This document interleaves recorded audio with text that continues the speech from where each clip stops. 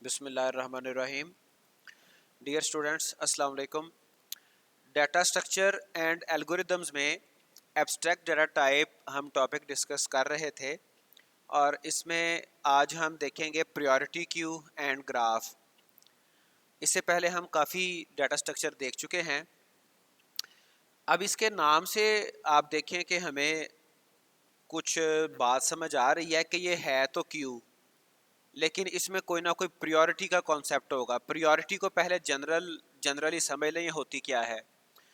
Priority उस वक़्त ये अपना रोल प्ले करती है जब हमें चंद चीज़ों में से दो या दो से ज़्यादा चीज़ों में से कोई एक चूज़ करनी पड़े, कोई कोई लिमिटेड चीज़ें चूज़ करना पड़े। ठीक है, तो वहाँ पर हम प्रायोरिटी देखते हैं कि किसकी प्रायोरिटी ज़्यादा है। मिसाल के तौर पे आपका आपका स्टडी का टाइम है और दूसरी तरफ आपके फ्रेंड्स आ जाते हैं कि आए खेलने चलें, या कोई और भी एक्टिविटी आ जाती है आपके सामने, तो आप किसको अहमियत देते हैं? Depends upon priority. ठीक है जी। A priority queue is an abstract data type for storing a collection of prioritized elements that supports arbitrary element insertion but supports removal of elements in order of priority। इंजर्शन तो आप किसी भी तरह से कर सकते हैं, ठीक है, इंजर्शन का कोई इशू नहीं है, लेकिन जो एलिमेंट्स रिमूव करेंगे, जो एलिमेंट्स पिक करेंगे, वो प्रायोरिटी के बेस पे करेंगे। ठीक है, डिपेंड्स अपॉन कि जिसकी प्रायोरिटी सबसे ज़्यादा है उसको रिमूव करते हैं, जिसकी प्रायोरिटी सबसे कम है उसको रिमूव करते हैं। ये दोनों चीज़ें पॉसिबल हैं, लेकिन ये प्रायोरिटी की बेस पे डिसाइड होगा। That is the element with first priority can be removed at any time. First priority on high side और ऑन लो साइड। मिसाल के तौर पे अगर कहीं पे कोई ऐसा डॉक्टर के पास किसी ने चेकअप करवाना है, तो वहाँ पर देखेंगे सबसे ज़्यादा प्रायोरिटी किसकी है, सबसे ज़्यादा क्रिटिकल कौन है, उसको सबसे पहले डॉक्टर चेक करेगा। ठीक है, यहाँ पर कौन सी प्रायोरिटी है? सबसे ज़्यादा को हम चूज़ करेंगे, जो ज़्यादा क्रिटिकल सिचुएशन में है, जो ज़्यादा जिसकी एमरजेंसी ज़्यादा है।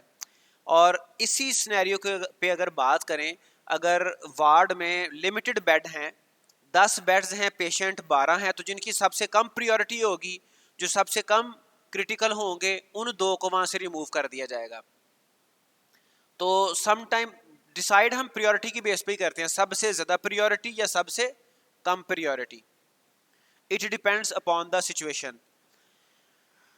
This ADT is fundamentally different from the position-based data structures such as stack, queue, DQ, list and event trees, क्योंकि यहाँ पर इन तमाम डाटा स्ट्रक्चर में पोजीशंस एग्जिस्ट कर रही होती हैं, तो ये प्रायोरिटी क्यू पोजीशन से ज़रा हटके है। These other data structures store element at specific position, linear arrangement होती है sometime, determined by the insertion and deletion operations। The priority queue ADT stores elements according to their priorities and exposes no notion of position to the user। फ़र्ज़ करें elements पहले Q में मौजूद थे, किसी की प्रायोरिटी मैं फ़र्ज़ करता हूँ 10 है, किसी की 7 है, किसी की 5 है, 1। अब कोई नया एलिमेंट आ गया, उसकी प्रायोरिटी ज़ाहिरी बात है जो यूज़र होगा, जो डाटा स्ट्रक्चर को मैनेज कर रहा है, वही एलिमेंट को इंसर्ट करते वक्त साथ उसकी प्रायोरिटी भी सेट करेगा। तो कोई एलिमेंट आ जाता है जिसकी प्रायोरिटी 6 है, तो वो यहाँ पे आएगा एलिमेंट 6 प्रायोरिटी वाला। ठीक है, तो अब ये जो इनकी पोजीशंस नज़र आ रही हैं हमें, ये पोजीशंस यूज़र को नहीं पता होती। एंड यूज़र जो है ना, उसको इन पोजीशंस के बारे में नहीं आइडिया होता, उसे सिर्फ प्रायोरिटी समझ आ रही है। We compare objects according to parameters or properties called keys। अब ये जो इनकी प्रायोरिटी सेट की जाती है, ये किसी ना किसी की बेस पर सेट की जाती है, जो होती क्या है एक्चुअली, वो स्पेसिफिक डोमेन में जिस कॉन्सेप्ट को हम डिस्कस कर रहे हैं, जिस टाइप का डाटा है, उसके कुछ पैरामीटर्स होंगे, उसकी कुछ प्रॉपर्टीज़ होंगी। जैसे मैंने आपको हॉस्पिटल की एग्जांपल दी कि अगर पेशेंट्स हैं, डॉक्टर ने पेशेंट को चेक करना है तो वो उस पेशेंट को सबसे पहले चेक करेगा जिसकी क्रिटिकलिटी सबसे ज़्यादा है, जो सबसे ज़्यादा क्रिटिकल है, जो सबसे ज़्यादा एमरजेंसी वाला पेशेंट है। तो वो कोई ना कोई पैरामीटर्स तो होंगे ना। इसी तरह से मैंने आपको यही मेडिकल से ही एक और एग्जांपल दी कि अगर बेड कम है वार्ड में और पेशेंट ज़्यादा है तो जिनकी जो सबसे कम क्रिटिकल होंगे, जो तकरीबन रिकवर हो चुके हैं, जिन्होंने शाम को डिस्चार्ज होना था, कल डिस्चार्ज होना था, जो बिल्कुल अब रिकवर कर चुके हैं, उनको हम रिमूव करेंगे, उनको डिस्चार्ज करेंगे।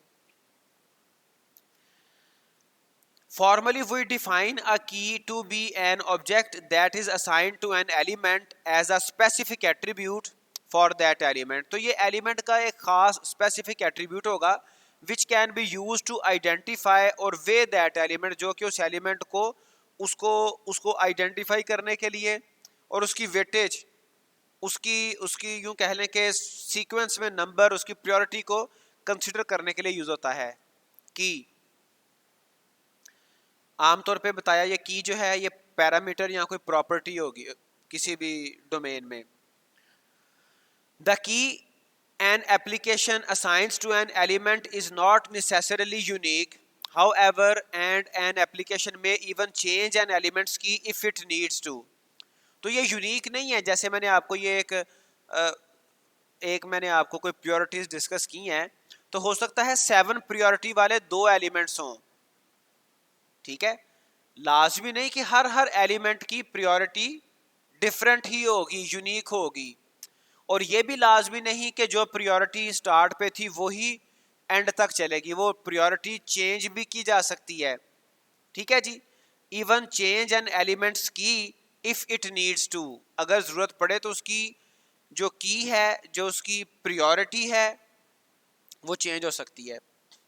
For example, we can compare companies, अब ये कंपनीज हैं, बिजनेस कंपनीज, बाय अर्निंग और बाय नंबर ऑफ एम्प्लॉयज। तो कंपनीज या बिजनेसेस को हम किस तरह से रैंकिंग उसकी करेंगे कि उनकी अर्निंग कितनी है या उनके नंबर ऑफ एम्प्लॉयज कितने हैं। इसके अलावा भी पैरामीटर्स हो सकते हैं। Hence either of these parameters can be used as a key for a company. अब बात समझ आई कि जो जो कोई भी किसी भी डोमेन की हम बात करेंगे उसमें कुछ पैरामीटर्स, कुछ करैक्टरिस्टिक्स होंगी जिसकी बेस पे हम उसकी रैंकिंग करेंगे, उसकी प्रायोरिटी बनाएंगे और उसको हम की कहते हैं। Depending on the information we wish to extract, so there might be more than one key exist for determining priority. तो एक टाइप के एलिमेंट्स की प्रायोरिटी को डिटरमिन करने के लिए, प्रायोरिटी सेट करने के लिए हमारे पास एक से ज़्यादा कीज हो सकती हैं, एक से ज़्यादा पैरामीटर्स हो सकते हैं, ठीक है। जिस तरह से स्टूडेंट्स के रिजल्ट्स आते हैं तो उसमें कोई एक पैरामीटर तो नहीं होता, सिर्फ एग्ज़ाम्स तो नहीं होते, मिड टर्म है, फाइनल टर्म है, ये एग्ज़ाम्स हैं, इसके अलावा भी वैल्यूएशन के तरीक़ाकार हैं। जैसे आपके सेशनल मार्क्स हैं, आपकी असाइनमेंट्स हैं, आपके क्विज़ेस हैं, आपकी क्लास पार्टिसिपेशन है, आपकी रेगुलरिटी, पंक्चुअलिटी है, तो कितने पैरामीटर्स हैं, ठीक है, फिर जाके स्टूडेंट्स का रिजल्ट आता है। इसी तरह से हमारे पास पैरामीटर्स ज़्यादा हो सकते हैं। A priority queue is a collection of elements called values, each having an associated key. तो एलिमेंट्स के साथ दो चीज़ें आ गई हैं। अब एलिमेंट्स की वैल्यू भी होगी और उसकी की भी होगी, that is provided at the time the element is inserted.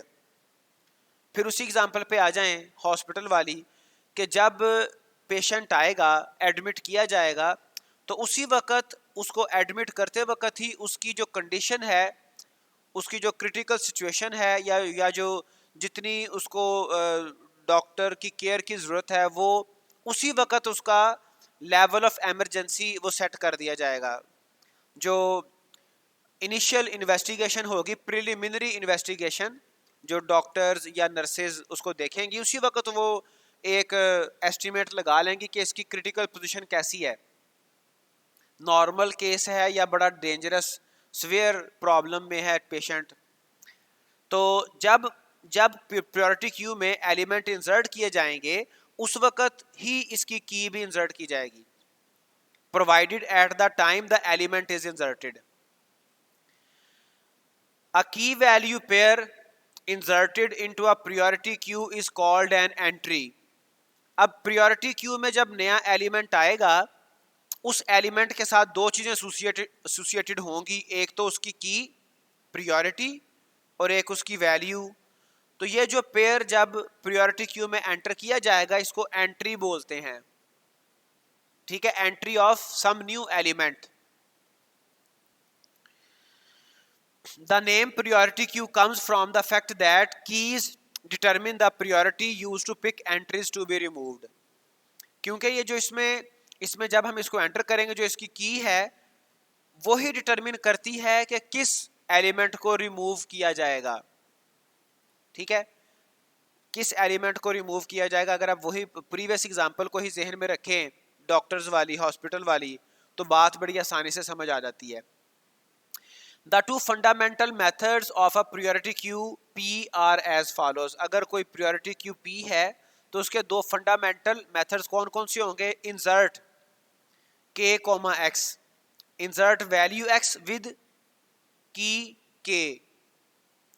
यानी कि आपको पहले भी बताया कि जब priority queue में कोई एलिमेंट इंसर्ट किया जाता है तो उसमें एक तो उसकी वैल्यू दी जाती है, वैल्यू x है, और दूसरा उसकी की प्रोवाइड की जाती है, वो k है। Remove min, return and remove from p an entry with the smallest key, that is an entry whose key is less than और equal to that of every other entry in p। तो ये दूसरा method है, remove min, जिसकी सबसे कम की होगी, priority, की से मुराद उसकी प्रियोरिटी, ठीक है। अब यहां पर आप एग्जैक्टली देखें रिमूव min, जैसे मैंने आपको एग्जांपल दी डॉक्टर हॉस्पिटल की कि उसमें पेशेंट्स हैं ज्यादा, बेड हैं कम, तो किसको डिस्चार्ज करेंगे? जिसकी सबसे कम प्रायोरिटी है, रिमूव min। जो अप्रोक्सीमेटली रिकवर हो चुका है, जिसकी ट्रीटमेंट मुकम्मल हो चुकी है, जिसको हमने 4 घंटे बाद डिस्चार्ज करना था, जिसको हमने शाम को डिस्चार्ज करना था, ठीक है।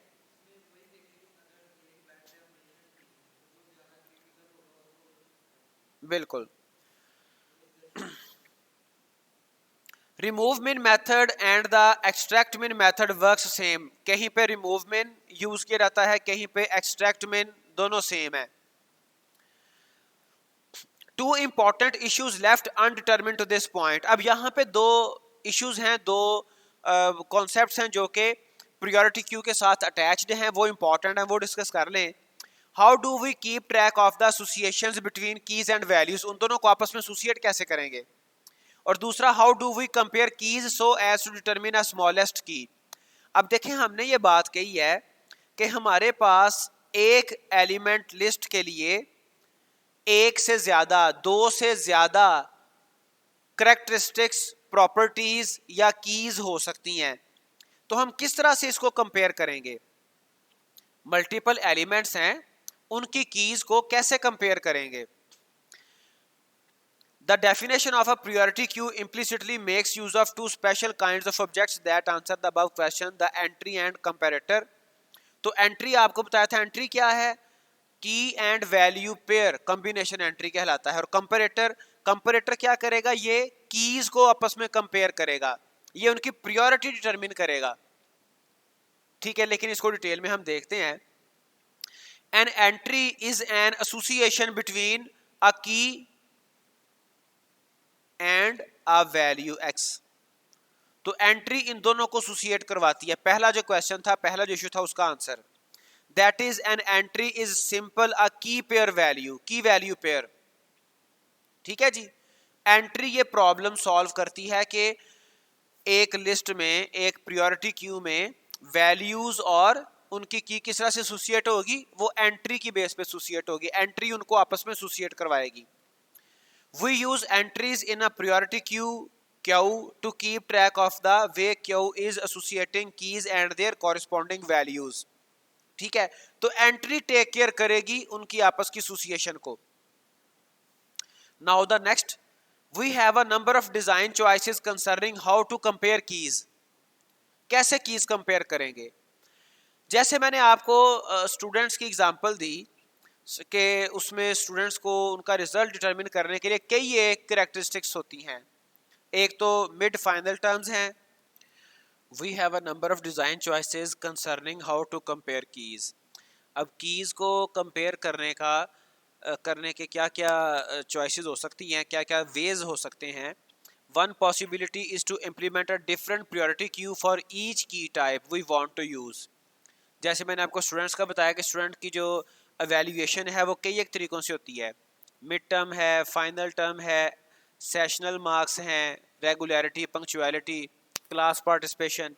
तो हर चीज़ के लिए एक सेपरेट क्यू बन जाए।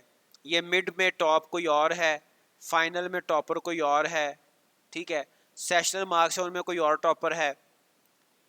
तो एक तरीकाकार तो ये है। The problem is that it is not very general and it requires that we create a lot of similar code. चूँकि हमें बहुत सारी डिफरेंट क्यूज बनानी पड़ेंगी, ठीक है, तो ये इसका प्रॉब्लम है। Alternative strategy is that keys be able to compare themselves to one another. This solution allows us to write a general priority queue class that can store instances of a key class that implement some kind of comparable interface and encapsulate all the usual comparison methods. तो backend पे comparable interfaces हों और comparison के लिए methods work कर रहे हो, ठीक है जी, और एक ही लिस्ट जनरल हमारे पास प्रायोरिटी क्यू की सिर्फ एक लिस्ट बने। It allows us to write a single priority queue class that can handle lots of different types of keys. तो इसमें क्या होगा कि हमारे पास जो क्यू है वो सिर्फ एक बनेगी और एक्सटर्नल कोई कंपैरिजन मेथड्स होंगे, वो डिफरेंट कीज को कंपेयर करेंगे और कोई इंटरफेस होगा जिसके जिसके ज़रिए से वो कंपैरिजन डिफरेंट एलिमेंट्स के ऊपर अप्लाई होता जाएगा। और लेकिन हमारे पास जो क्यू है वो एक ही रहेगी। जबकि पहली वाली स्ट्रेटजी में, पहले वाले डिज़ाइन जो स्ट्रेटजी थी उसमें क्या था, उसमें हमारे पास क्यूज मल्टीपल बन रही थी, जो कि एक डिफ़िकल्ट प्रोसेस है और लेस एफिशिएंट भी है। तो ये दो कॉन्सेप्ट्स थे जिसको सॉल्व किया, एक तो कंपेरेटर ने और दूसरा एंट्री ने। एंट्री की और वैल्यू को कंबाइन करवाती है और कंपेरेटर क्या करता है, उनके डिफरेंट अगर दो से ज़्यादा कीज़ हैं उनको कंपेयर करता है और हमारे पास क्यू एक ही जनरेट होती है। Thus, so far the most general and reusable form of priority queue, we should not rely on the keys to provide their comparison rules. वो एक सेपरेट कंपेरेटर मेथड है, वो उसको कंपेयर करता रहता है। Instead, we use special comparator object that are external to the keys to supply the comparison rules. A comparator is an object that compares two keys. The comparator ADT method is given below. अब ये करता क्या है, ये सिर्फ compare करेगा दो different elements को।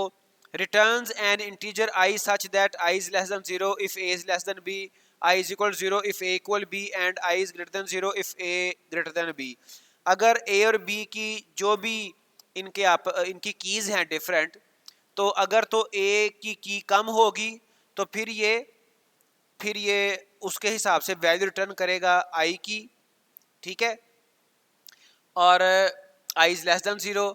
और अगर ए और बी बराबर हैं फिर आई को 0 के बराबर रिटर्न करेगा। और अगर ए ज़्यादा है बी से फिर आई की वैल्यू 0 से बड़ी होगी। तो ये बहरहाल कंपेरेटर एक सेपरेट कंपेयर एक मेथड होगा जो कि दो डिफरेंट जो एंट्रीज होंगी उनको कंपेयर करता जाएगा। जाहिर बात है इसमें इफ कंडीशन के साथ ही comparison. ADT priority queue supports the following methods for a priority queue। अब ये तो सेपरेट एक मेथड हो गया ना कंपेयर जो कि सिर्फ उनकी कीज को कंपेयर करेगा।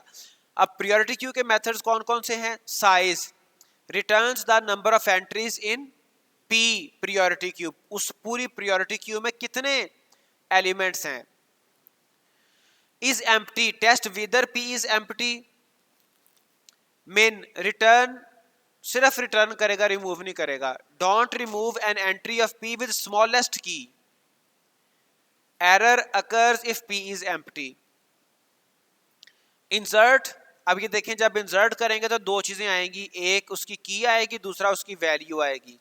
इंसर्ट इनटू पी की के with value x and return the entry storing them.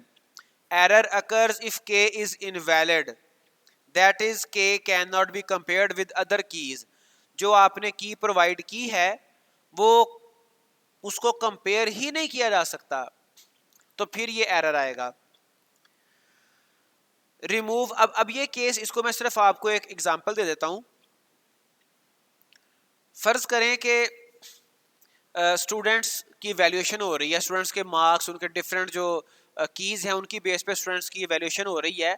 एक नया स्टूडेंट आता है, उसके ना मार्क्स हैं ना कुछ और है, वो कहता है जी मेरे पास पैसा बड़ा है, ठीक है, मेरा सोशल स्टेटस बड़ा है, तो उसको तो हम बाकी स्टूडेंट्स के साथ कंपेयर नहीं ना कर सकते, उसका कोई कंपैरिजन नहीं है।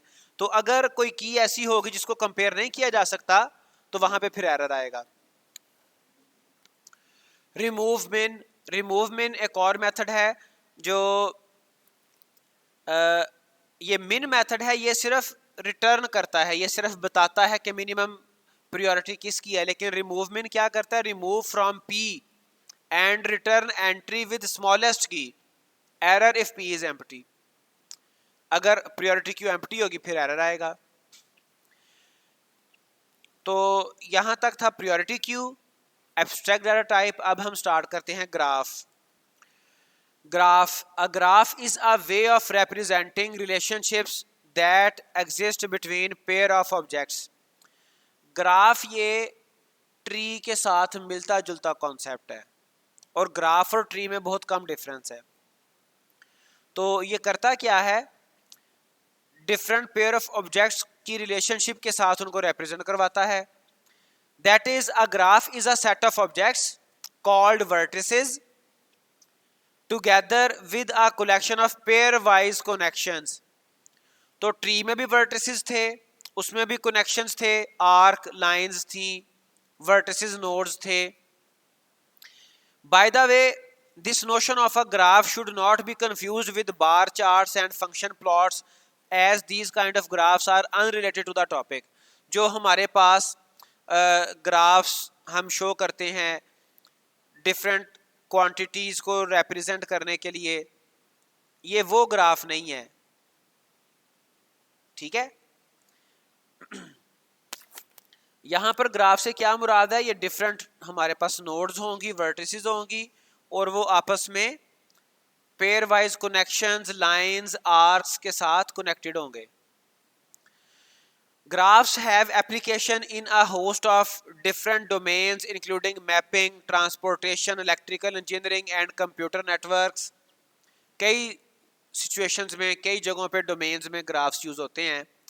Viewed abstractly, a graph G is simply a set of V vertices. इसमें कुछ vertices होंगे and a collection E of pairs of vertices from V called edges और edges होंगे।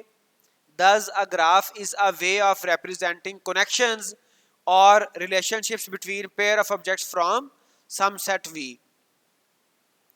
ठीक है, तो ये तकरीबन वही कॉन्सेप्ट है जो ट्री का है, लेकिन इसमें कुछ डिफरेंस है, वो हम देखते हैं अभी आगे चल के। Another terminology for graph is what we call vertices as nodes, यानी कि vertices को nodes भी कहेंगे, कह सकते हैं। And we call edges as arcs. We use the term vertices and edges, ठीक है। Edges in a graph are either directed or undirected. अब जो edges हैं वो या तो directed होंगे या undirected। ये undirected edge है और ये जो है ये directed है।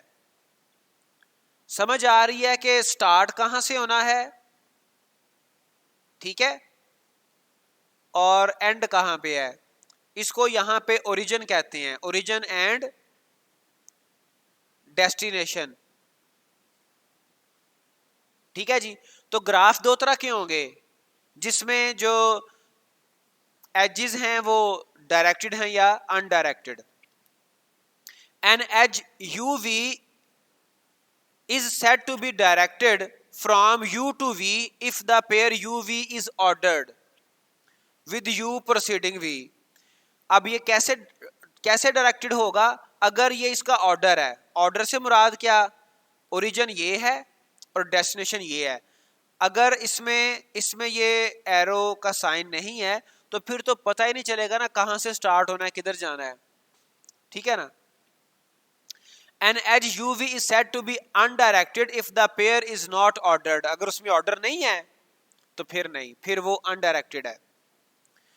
A graph that has both directed and undirected edges is often called a mixed graph। कोई ऐसा ग्राफ जिसमें जो आर्क या एजेस या लाइंस यूज की गई हैं वो कुछ लाइंस डायरेक्टेड हैं और कुछ लाइंस अनडायरेक्टेड हैं, उसको मिक्स्ड ग्राफ कहा जाता है। जैसे ये देखें, ये अनडायरेक्टेड ग्राफ है, ये सारा डायरेक्टेड है, और ये वेटेड ग्राफ है, और इसमें मिक्स वैसे नहीं दिखाया गया। मिक्स में क्या होगा? मिक्स कुछ ऐसा होगा जिसमें कहीं पे तो डायरेक्टेड आर्क हैं और कहीं पे अनडायरेक्टेड हैं, ये मिक्स होगा। Undirected edges are sometimes denoted with set notations as UV, but for simplicity we use the pair notation UV, noting that in the undirected case UV is the same as VU। Graphs are typically visualized by drawing the vertices as ovals or rectangle। अब जो इसकी जो graph की vertices हैं, nodes हैं, उनको या तो हम रेक्टेंगल से रिप्रेजेंट कर सकते हैं या फिर ओवल से रिप्रेजेंट कर सकते हैं।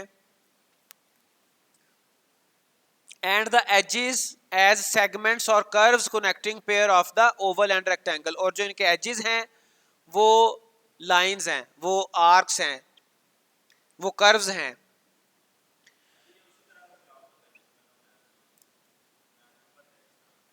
मैथ वो पहले बता दिया कि मैथ वो डिफरेंट है। ये हैं ग्राफ जो हम यहां पे डिस्कस कर रहे हैं।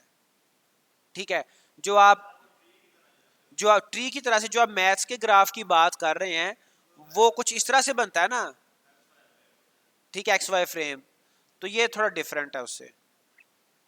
ठीक है,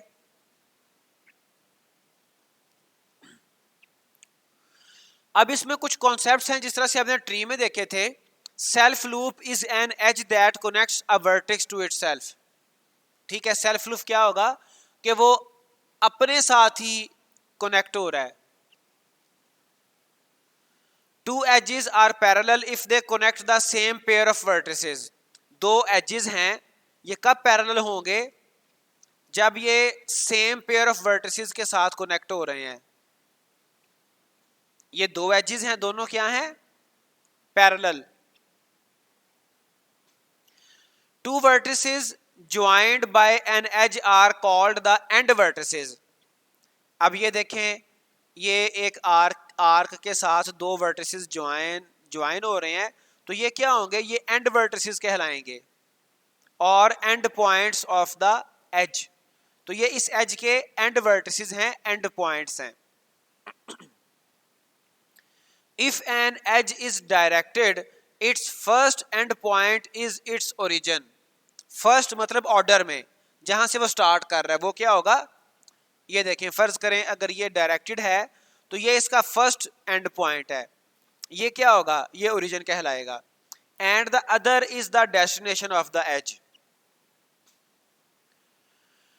Two vertices u and v are said to be adjacent if there is an edge whose end vertices are u and v। तो ये दोनों आपस में एडजेसेंट भी होंगे। अगर एक आर्क के साथ दो एंड पॉइंट्स कनेक्टेड हैं तो ये एडजेसेंट भी होंगे। दोबारा देखें, two vertices u and v are said to be adjacent if there is an edge whose end vertices are u and v। अगर वो एंड वर्टिसेस हैं एक एज के तो वो आपस में एडजेसेंट होंगे। ठीक है, एक आर्क के साथ दो वर्टिसेस एंड वर्टिसेस कहलाते हैं, और जो एंड वर्टिसेस हैं वो आपस में एडजेसेंट भी होंगे. An edge is said to be incident, edge line is said to be incident on a vertex if the vertex is one of the edges end point. अगर ये एक एंड पॉइंट है और ये इसका क्या है, एज है, तो ये जो एज है ये इंसिडेंट कहलाएगा to this vertices end point. ये वाला एज इस वर्टेक्स का इंसिडेंट कहलाएगा. ठीक है, जिसके वो तो उसका एंड पॉइंट है ना, एंड पॉइंट है, एंड वर्टिसेस है. ठीक है, लेकिन ये जो एज है, ये जो लाइन है, this line is incident to this vertex, this node, incident. ठीक है, दोबारा देख लें. An edge is said to be incident on a vertex. ये edge इस vertex के ऊपर incident कहलाएगा if the vertex is one of the edges and point. अब मतलब ये देखें कि ये जो edge है, अगर इसके दो end point हैं तो ये edge दोनों vertex के ऊपर, दोनों vertices के ऊपर incident है. The outgoing edges of a vertex are the directed edges whose origin is that vertex. अगर ये कोई vertex है, कोई node है, तो ये outgoing edge कहलाएगा. outgoing क्योंकि यहां से ये निकल रहा है, ये इसका origin है. अगर current vertex इसका origin है तो ये वाला directed edge outgoing edge कहलाएगा. The incoming edge of a vertex are the directed edge whose destination is that vertex. तो ये incoming edge होगा. The degree of a vertex V, denoted degree V, is the number of incident edges of V. Incident हमें पता है ये vertex है, और इसके साथ जितने भी lines different कनेक्टेड हैं वो इसके ऊपर इंसिडेंट हैं, तो यही इसकी डिग्री होगी. दोबारा देखें, the degree of a vertex V, ये V है, denoted DEG V is the number of incident, ये नंबर ऑफ इंसिडेंट है, ये पहला, ये दूसरा, ये तीसरा. Number of incident edges of V, so degree of V क्या होगी, यहां पे 3 होगी. जितने उसके साथ इंसिडेंट हैं, जो लाइंस कनेक्टेड हैं.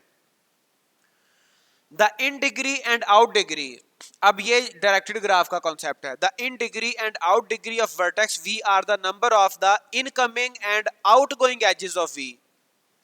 अगर तो ये डायरेक्टेड नहीं है फिर तो सिंपल डिग्री होगी, लेकिन अगर डायरेक्टेड यहां पे आर्क्स हैं, फिर इन डिग्री एंड आउट डिग्री दो कॉन्सेप्ट आ जाते हैं. जैसे कि देखें, मैं एक और यहां पे वर्टेक्स बना लेता हूं. अब ये देखें, ये हमारे पास मैंने कुछ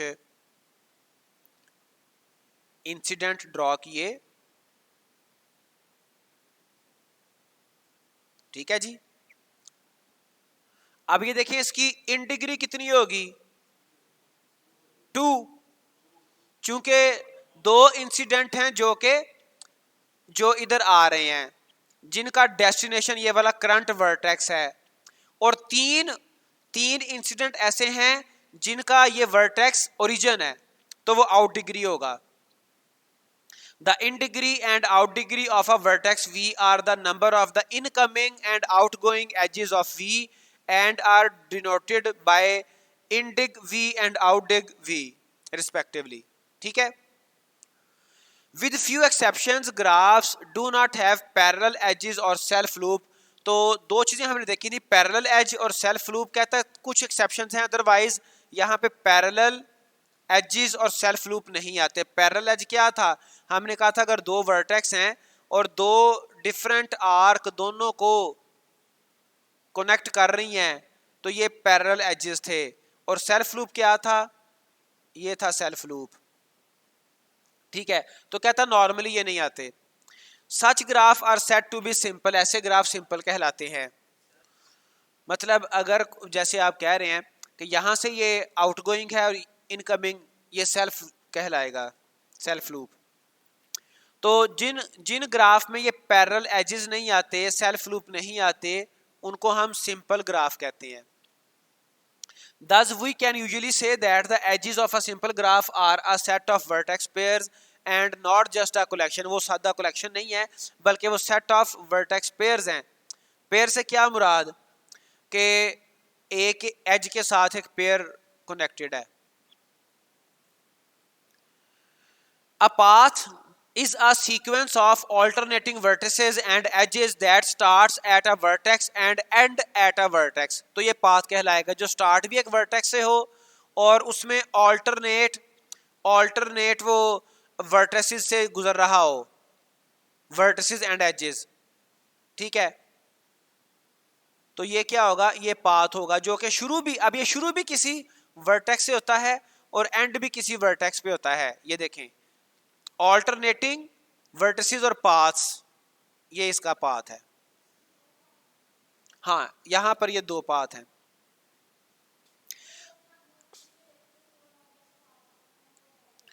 बेटा मैंने आपको बताया कि ट्री और ग्राफ में थोड़ा डिफरेंस है, वो मैं आपको बताता हूँ। डिफरेंस क्या है, यहां पे ग्राफ में साइकिल्स होते हैं, ट्री में साइकिल्स नहीं होते। such that each edge is incident to its predecessor and successor vertex। predecessor and successor vertex का वो इंसिडेंट है, ठीक है। इंसिडेंट हमने क्या कहा था कि किसी भी वर्टेक्स के साथ अगर कोई एज कनेक्टेड है तो ये एज इसके ऊपर इंसिडेंट है। तो प्रीडिसेसर और सक्सेसर, एक जहां से हमने स्टार्ट किया है और एक जहां हम जा रहे हैं, ठीक है। प्रीडिसेसर जो ऊपर हैं, सक्सेसर जो नीचे हैं। A cycle is a path with at least one edge that has its start and end vertices the same। वो साइकिल कहलाता है जिसका स्टार्ट और एंड वर्टिसेस सेम हो। ये देखें, अगर ये इसका स्टार्ट वर्टिसेस था और यही इसका एंड वर्टिसेस हो जाए तो ये साइकिल है। अब ट्री में ये साइकिल नहीं आता। फिर देखें, अ साइकिल इज अ पाथ, ये ऐसा पाथ है एट लीस्ट वन एज, जिसमें कम से कम एक एज हो, that has its start and and vertices the same, उसके स्टार्ट और एंड वर्टिसेस सेम हो। व्हाट डज इट मीन, जो हमने सेल्फ लूप कहा था वो भी एक्चुअली एक साइकिल ही है, साइकिल की एक फॉर्म है।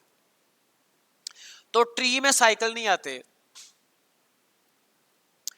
We say that a path is simple if each vertex in the path is distinct।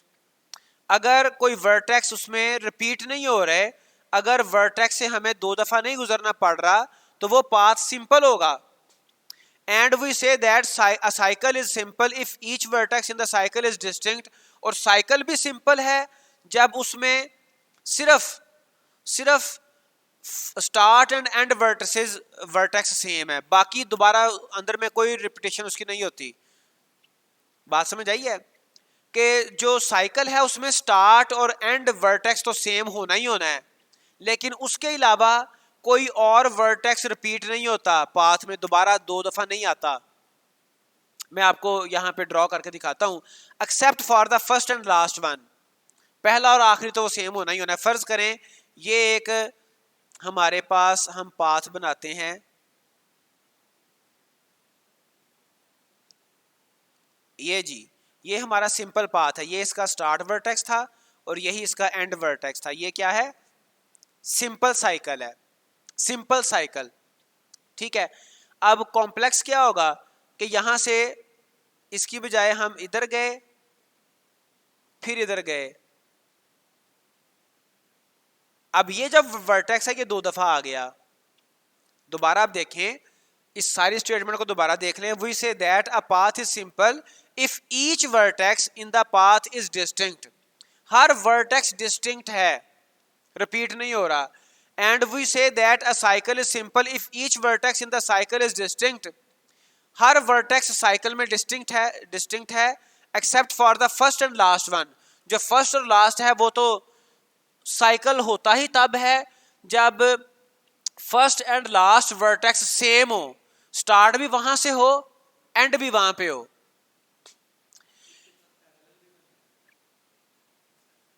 Ji, parallel, यहां पे ये पैरेलल भी आ गया। A directed path is a path such that all edges are directed and are traversed along their direction, वो directed path कहलाएगा। Traversing, visiting, ठीक है। तो डायरेक्टेड वो होगा जिसमें आप एक खास डायरेक्शन में नोड्स को, वर्टेक्स को, वर्टिसेस को विजिट करते हैं, वो डायरेक्टेड पाथ कहलाता है। A directed cycle is similarly defined, ऐसा साइकिल जिसमें डायरेक्शंस हैं वो डायरेक्टेड साइकिल होगा। We say that a graph ADT methods are given below, the graph ADT methods are given below, जो इसके अब एब्स्ट्रैक्ट डाटा टाइप मेथड्स हैं। vertices return an iterable collection of all the vertices of the graph, graph में जितने भी vertices होंगे ये सारे vertices रिटर्न करेगा। edges return an iterable collection of all the edges of the graph, जो उसकी आर्क हैं, जो लाइंस हैं, वो रिटर्न करेगा। incident edges return an iterable collection of the edges incident upon vertex v, किसी एक vertex के ऊपर जो इंसिडेंट हैं वो कोई 2 होंगे, 3 होंगे, वही उसकी आपको पता डिग्री है, तो वो रिटर्न करेगा incident edges. Opposite v, e return the end vertex of edge e distinct from vertex v and error occurs if e is not incident on v। अब ये जो e है ये एक वर्टेक्स v के ऊपर इंसिडेंट है, तो ये इसने इसका अपोजिट सेंड करना है। फर्ज करें ये v2 है, तो ये रिटर्न करेगा, ठीक है। Return the end vertex of edge E distinct from vertex V and error occurs if E is not incident on V, अगर ये वी के ऊपर इंसिडेंट नहीं है फिर एरर आ जाएगा। Opposite end vertices e return an array storing the end vertices of edge e, एक एज है उसके जो एंड वर्टिसेस हैं, ये जाहिर बात है 2 होंगे, ठीक है, तो ये रिटर्न करेगा एक अरे की सूरत में। Are adjacent V W test whether vertices V and W are adjacent, adjacent कैसे चेक होंगे? If V and W are end vertices of some arc, तो फिर वो एडजेसेंट होंगे। Replace V X, replace the element stored at vertex V with X, तो किसी specific node के ऊपर जो एलिमेंट स्टोर होगा उसको रिप्लेस कर देगा एक्स के साथ। Replace E X, replace the element stored at edge E with X, अगर किसी एज के ऊपर कोई एलिमेंट स्टोर है तो उसको एक्स के साथ रिप्लेस करेगा। इससे पहले वाला वर्टेक्स के ऊपर रिप्लेस कर रहा था, ये वाला एज के ऊपर रिप्लेसमेंट कर रहा है। Insert vertex x, insert and return a new vertex storing element x, एक नया वर्टेक्स स्टोर करने के लिए ग्राफ में इंसर्ट वर्टेक्स यूज करते हैं। Insert edge, insert and return a new undirected edge with end vertices V and W and storing elements X, एक नया एज ऐड करने के लिए जो कि अनडायरेक्टेड है वो हम इंसर्ट एज यूज करते हैं। अब ये देखें इसके 3 पैरामीटर्स हैं वी डब्ल्यू एक्स, ठीक है जी। तो with end vertices V and W, V and W इसके एंड वर्टिसेस हैं, ठीक है, वी एंड डब्ल्यू इसके एंड वर्टिसेस हैं और एक्स इसका एज है। Remove vertex V and all its incident edges and return the element stored at we.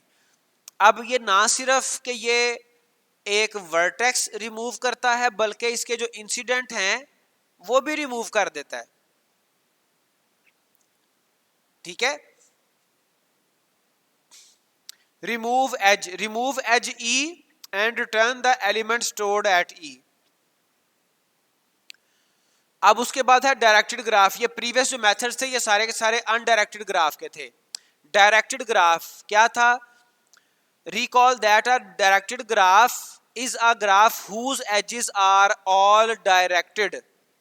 Two additional methods to graph ADT in order to deal with edge directions are given below, जो directed है उसके दो further methods हैं, is directed, test whether edge e is directed, insert directed as.